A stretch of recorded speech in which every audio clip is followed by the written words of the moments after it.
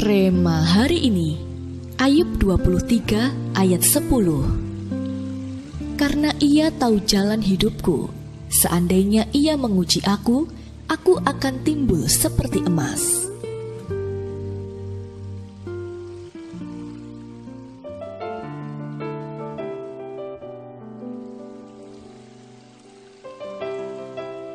Aku benar-benar gak tahan lagi, jerit Mulan dalam hati. Semenjak kecil kehidupan telah memberikannya begitu banyak masalah dan luka hati. Namun setelah mengenal Kristus, ia selalu bisa melewati setiap persoalan dan mengalami kemenangan demi kemenangan.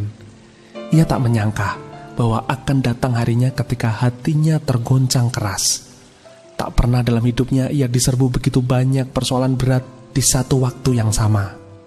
Mulan sungguh tidak paham mengapa Tuhan mengizinkan ujian yang begitu berat menghajarnya, sampai-sampai ia tidak sanggup lagi untuk berpijak. Lalu, saat sedang berdoa, muncul kata-kata dalam hatinya, Tuhan tidak akan menguji kalau dia tahu kamu tidak akan lulus ujian. Ya, hidup bersama Tuhan bukan berarti bebas dari badai besar. Bahkan Ayub, manusia paling saleh pada zamannya, pernah diserang bertubi-tubi oleh badai persoalan. Awalnya Ayub berusaha sabar, tetapi di suatu titik ia ingin bisa menghadap Allah, membela diri dan menanyakan alasan atas perkaranya. Dalam ayat 3-4. Namun dalam ketidakmengertiannya, Ayub memutuskan untuk tetap percaya.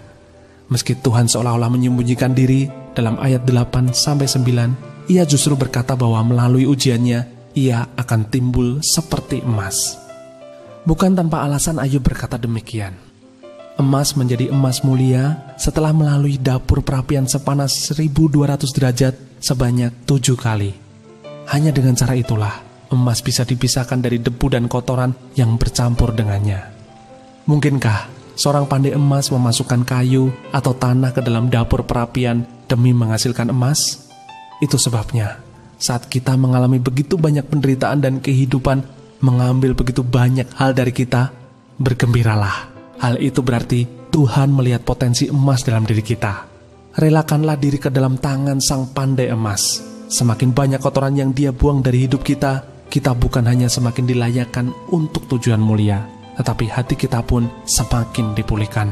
Sebab dia jugalah sang penyembuh segalanya, satu-satunya yang sanggup memberikan kesembuhan total dalam hidup kita.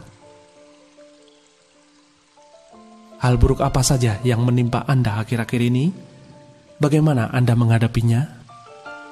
Menurut Anda, mengapa Tuhan mengizinkan semua itu terjadi? Bagaimana Anda akan menyikapi segala persoalan Anda mulai dari hari ini?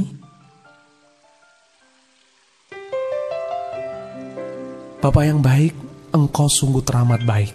Ampuni kami apabila di hati kami sempat timbul kecurigaan kepadamu karena persoalan yang menimpa kami. Jamah hati kami ya Tuhan, agar kami bisa menemukan kekuatan untuk kembali percaya dan bangkit untuk memuliakan nama-Mu. Biarlah melalui segala sesuatu yang terjadi di hidup kami bisa timbul seperti emas di mata-Mu.